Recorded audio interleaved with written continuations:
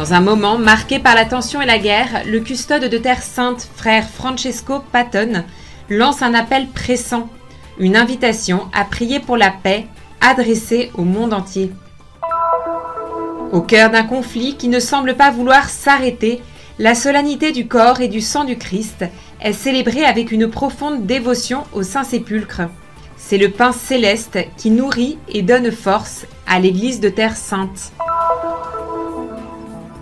La congrégation du Verbe incarné et la paroisse de Bethléem ont célébré le 20e anniversaire de la fondation du Hogar Niño Dios, un lieu d'accueil et de soutien pour les personnes en situation de handicap, parmi les groupes les plus vulnérables de la société.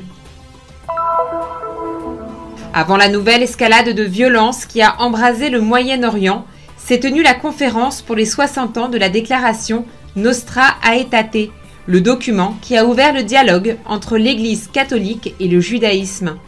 Nous avions également visité la grotte du roi Sédécias à Jérusalem, un lieu empreint d'histoire et nourri de légendes, témoin silencieux de récits anciens.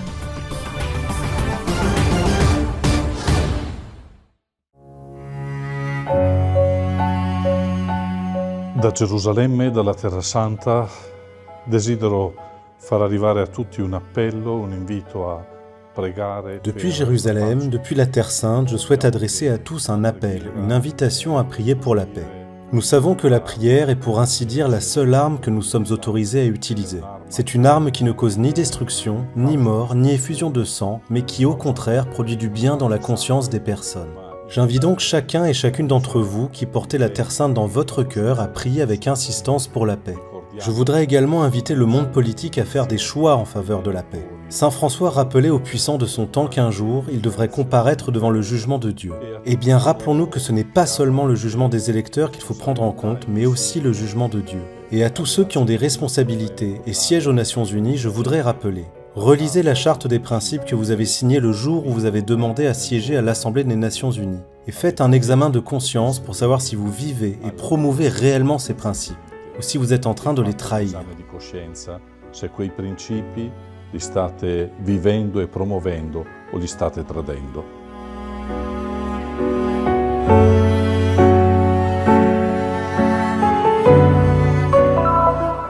En raison du conflit en cours et conformément aux directives de la protection civile, la célébration du Saint-Sacrement du corps et du sang du Christ dans la basilique du Saint-Sépulcre s'est déroulée de manière simple et semi-privée. La liturgie a été organisée par les frères de la custodie de Terre Sainte avec le soutien de la communauté du Saint-Sépulcre qui a accueilli les participants dans un esprit de fraternité. Celebriamo oggi la festa del Corpus Christi, solennemente qui al Santo Sepolcro, solennemente anche se ieri. Nous célébrons aujourd'hui solennellement la fête du Corpus Christi, ici, au Saint-Sépulcre, même si hier, seules quelques personnes ont pu participer à la célébration dans la basilique, en raison des restrictions et de la situation politique difficile. En attendant, nous continuons à prier. Même si la basilique est fermée, nous célébrons chaque jour la Sainte Messe et nous prions pour la paix. La procession quotidienne, elle aussi, se poursuit normalement, parcourant les lieux saints de la mort, de la mise au tombeau et de la résurrection de notre Seigneur. Les célébrations solennelles au Saint-Sépulcre ont commencé mercredi après-midi avec les premières vêpres, suivies de la procession solennelle du jour. À 18 h, les frères ont récité la prière des complis devant l'édicule. Ils sont ensuite revenus après minuit pour l'office des lectures, présidé par le frère Francesco Patton, custode de Terre Sainte. La lecture des textes sacrés a été un temps de profonde méditation, porté par le chant et le silence recueilli de la prière. Jeudi matin, un petit groupe en charge d'organiser la liturgie est également revenu, accompagné d'une participation discrète de la communauté locale de chrétiens et de religieuses. C'est une fête spéciale, surtout cette année et en ce moment, ces dernières semaines. Je suis venu ici prier pour cette situation. Jésus-Christ et la Sainte Communion sont notre espérance et nous espérons que la paix pourra advenir. La célébration a commencé par les laudes du matin, suivies de la Sainte Messe, présidée par le cardinal Pier Battista Pizzaballa, patriarche latin de Jérusalem. Siamo una comunità piccola, siamo veramente come i discepoli del Vangelo, pochi pani e pochi pesci. Però quello che abbiamo lo condividiamo. Nous sommes une petite communauté, vraiment comme les disciples de l'Évangile, quelques pains et quelques poissons. Mais ce que nous avons, nous le partageons. C'est notre style, notre manière chrétienne de vivre, ne pas penser comme l'ont fait les disciples à renvoyer la foule, à partir, à abandonner, mais rester et collaborer avec tous ceux qui veulent aider, surtout ceux qui souffrent véritablement de la faim. Je pense à nos frères de Gaza, mais aussi à tous ceux qui sont dans le besoin. Nous ne pouvons pas résoudre tous les problèmes, mais nous pouvons être un lieu de rencontre et de réconfort. L'Eucharistie est le pain de vie pour le monde. L'homme ne vit pas seulement de pain, mais de toute parole qui sort de la bouche de Dieu, nous dit Jésus. Et cette parole, c'est Jésus lui-même, qui dans l'Eucharistie s'est fait pain rompu pour nous. Et c'est précisément cela dont nous avons le plus besoin, surtout maintenant, en ce moment de grande douleur.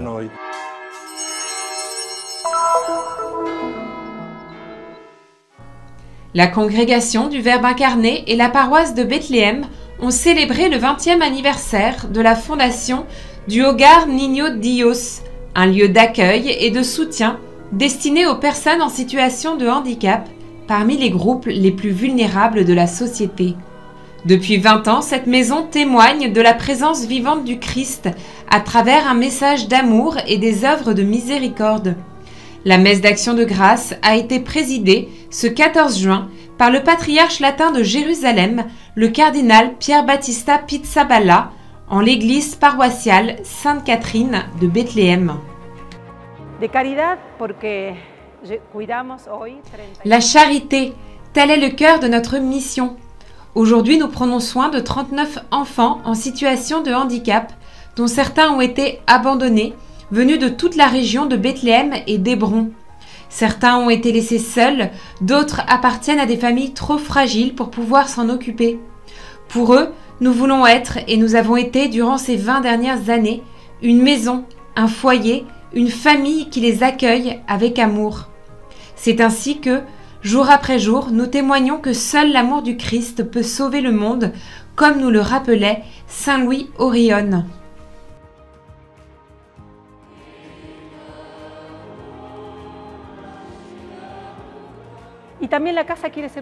La maison Hogar Niño Dios veut également être un témoignage de paix. Nous accueillons des enfants chrétiens et musulmans, côte à côte, sous le même toit. Nous désirons offrir au monde un signe concret de la paix que le Christ est venu apporter. Nous voulons être des instruments de la miséricorde de Dieu afin que son amour puisse atteindre nos enfants et nos jeunes qui partagent avec nous cette vie. La congrégation du Verbe incarné est présente en Terre Sainte depuis des décennies, offrant un service discret mais profondément marquant auprès des plus faibles, des malades et des exclus, même dans les situations les plus complexes. À Gaza, sa présence quotidienne se traduit par des maisons de soins, des parcours éducatifs et un accompagnement des personnes en souffrance, devenant ainsi une véritable semence d'espérance et un témoignage vivant de l'Évangile. Les sœurs et les religieux de l'Institut du Verbe incarné ont placé au centre de leur vie le charisme de l'amour pour l'incarnation. Ils ont toujours marqué leur présence dans notre diocèse en servant les réalités les plus pauvres et les plus fragiles de la vie, allant jusqu'à s'y incarner pleinement, souvent dans les milieux les plus abandonnés. Dans le contexte régional délicat, marqué par le conflit entre l'Iran et Israël, le cardinal Pizzaballa a souligné: Ces derniers jours, mais en réalité depuis bien trop longtemps, nous sommes témoins du langage du pouvoir, de la force, de la violence et de la domination.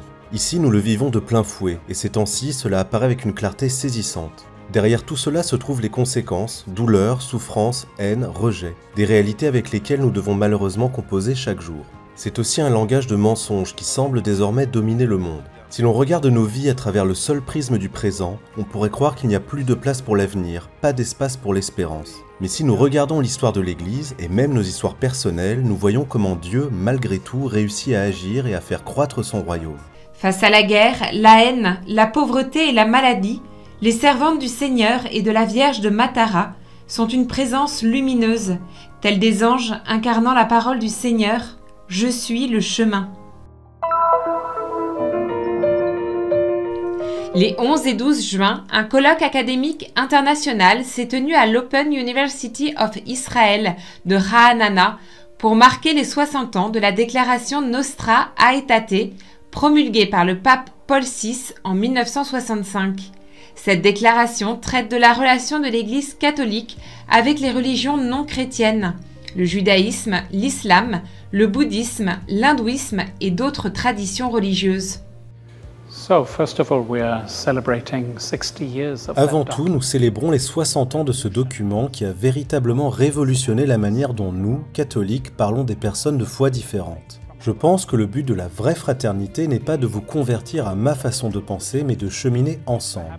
Et une partie essentielle de ce voyage consiste à réparer le monde brisé dans lequel nous vivons. Nostra aetate, ce qui signifie « à notre époque », demeure aujourd'hui encore d'une grande actualité et d'une importance majeure pour les relations judéo-chrétiennes, en contribuant à ouvrir de nouvelles voies de dialogue et de reconnaissance mutuelle. Ce colloque a précisément exploré l'héritage de la déclaration, son impact sur les rapports entre les deux traditions religieuses et les perspectives d'avenir, tout en abordant également les enjeux politiques et les conflits actuels. L'Institut culturel français en Israël, partenaire de l'événement, a apporté sa contribution par la participation de divers professeurs et experts. Le premier objectif, c'était d'abord de comprendre les origines intellectuelles et spirituelles dans le contexte de la Seconde Guerre mondiale, de la Shoah, comment ces premières percées sont apparues, aboutissant à ce concile de Vatican II, où Nostra aetate s'est intégré à une grande transformation de l'Église qu'on appelle l'Aggiornamento. Pour la chercheuse Iska, investie depuis des années dans ce domaine, l'événement du 7 octobre 2023 a brisé certaines relations et mis à l'épreuve le chemin parcouru. Un chemin qui, malgré tout, doit encore se poursuivre. C'est ici la terre des religions et c'est ici que le dialogue avec toutes les religions doit avoir lieu. Même si nous nous sentons aujourd'hui un peu déçus ou frustrés, nous devons reconnaître qu'il s'agit d'un problème sérieux. Si nous ne continuons pas à tisser des liens, les ponts risquent de s'effondrer. Et si les ponts s'effondrent, il sera trop tard. Nous ne pouvons pas nous le permettre. Pour bâtir de bonnes relations, il faut savoir écouter et apprendre à contempler avec un regard renouvelé la réalité de notre temps présent. Tous sont en quête de vérité, qui n'est pas une idée abstraite, mais une personne. We are trying to educate or to teach about it, but it's still Nous essayons de sensibiliser à ce sujet, mais seule une minorité connaît véritablement ce qui s'est passé dans l'Église catholique et le changement d'attitude à l'égard des Juifs. Je pense que l'essentiel est d'apprendre à étudier. Nous, Juifs, devons continuer à étudier le christianisme, ses courants, ses diverses branches et ses multiples expressions à travers le monde chrétien. De même, les chrétiens devraient aussi apprendre et étudier ce qu'est le judaïsme, surtout aujourd'hui dans l'État d'Israël.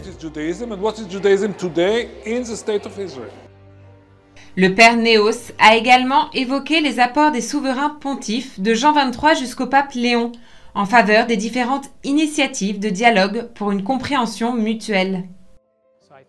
Je crois que nous pouvons espérer que ce chemin continue, que les relations s'approfondissent et que l'engagement à construire un monde meilleur se renforce.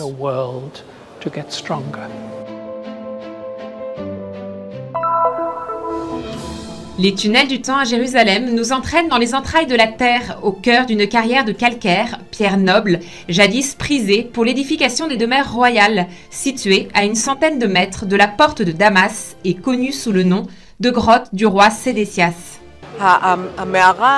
Cette grotte, cette carrière, c'est comme le ventre de Jérusalem. C'est de là que proviennent les pierres qui ont servi à bâtir la ville en surface.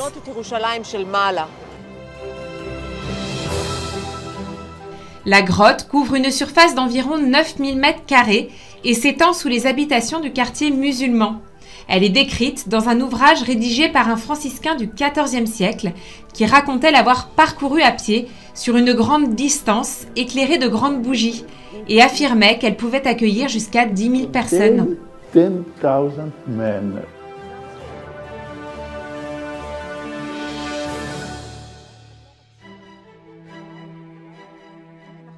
Selon la tradition, l'exploitation de la grotte remonterait à l'époque du premier temple jusqu'au règne du roi Salomon. Cette datation repose sur la description biblique de la construction du temple par Salomon. Comme on peut lire dans 1 Roi chapitre 5, Salomon avait aussi 70 000 porteurs et 80 000 ouvriers pour les carrières dans la montagne. Le roi ordonna d'extraire de grands blocs de belles pierres pour poser en pierre de taille les fondations de la maison.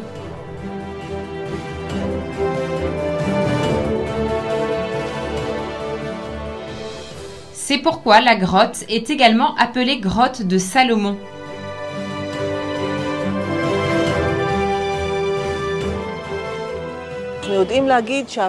L'analyse des pierres composant le mur occidental a révélé qu'elles sont géologiquement identiques à celles de la grotte de Sédécias. Cependant, nous ne disposons d'aucune preuve archéologique établissant avec certitude un lien entre l'activité de la carrière et une époque remontant à 1000 ans auparavant, au temps du roi Salomon. De nombreuses traditions sont associées à cette grotte, la plus connue étant celle de la fuite de Sédécias, roi du royaume de Juda, face aux Babyloniens lors de la destruction du premier temple. C'est précisément de cette tradition que la grotte tire son nom.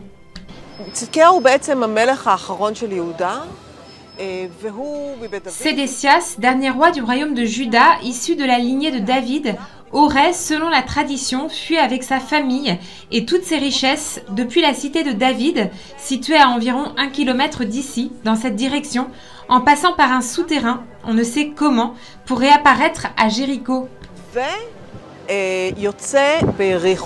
Cet épisode est raconté au chapitre 52 du livre de Jérémie, où le prophète avertit le roi de ne pas se rebeller contre les Babyloniens. On y lit « Une brèche fut ouverte dans le rempart de la ville, mais tous les hommes de guerre prirent la fuite. Ils sortirent de la ville, la nuit, par la porte du double rempart, près du jardin du roi. Les troupes chaldéennes poursuivirent le roi et le rattrapèrent dans la plaine de Jéricho. Les Chaldéens s'emparèrent du roi, ils le menèrent à Ribla, au pays de Hamath, auprès du roi de Babylone qui prononça la sentence contre lui. Le roi de Babylone égorgea les fils de Sédécias sous les yeux de leur père. Puis il creva les yeux de Sédécias et le fit attacher avec une double chaîne de bronze. Alors le roi de Babylone l'emmena à Babylone où il le fit mettre en prison jusqu'au jour de sa mort. À l'intérieur de la grotte se trouve une source attestée depuis au moins 1 millier d'années, connue sous le nom de source des larmes de Sédécias. Selon la tradition, les larmes du roi couleraient encore aujourd'hui en ce lieu, témoignage de sa douleur pour la destruction de Jérusalem. Une autre histoire est également liée à la grotte. Si le roi Sédécias s'est enfui d'ici, il est alors possible que l'arche de l'Alliance s'y trouve aussi.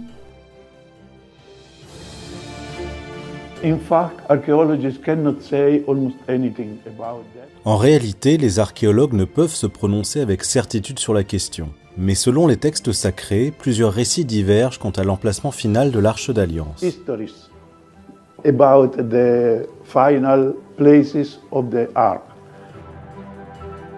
En 1873, une gravure représentant une créature ailée fut découverte sur la paroi de la grotte, rappelant les 2 chérubins placés sur le couvercle de l'Arche de l'Alliance.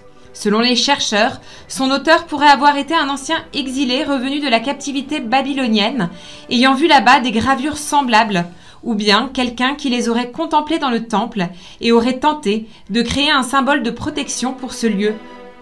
Sous le sol, un tunnel a été découvert présentant des caractéristiques propres à l'époque chrétienne.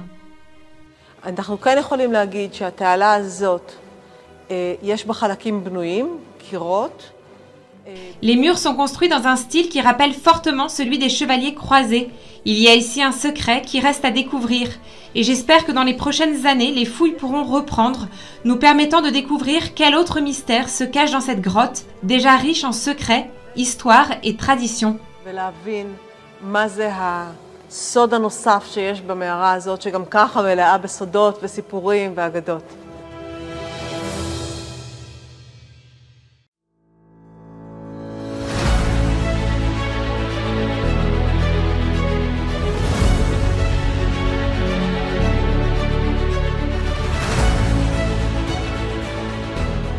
Faites un geste de solidarité et soutenez la mission de la custodie de Terre Sainte. Le Christian Media Center diffuse la bonne nouvelle du Christ en faisant connaître au monde la spiritualité des lieux saints et la vie des chrétiens locaux. Votre contribution nous aidera à porter toujours plus loin l'annonce du Seigneur ressuscité aux hommes et aux femmes de toutes les langues et de toutes les nations. Pour nous aider, il vous suffit de scanner ce QR code. Votre choix fait la différence.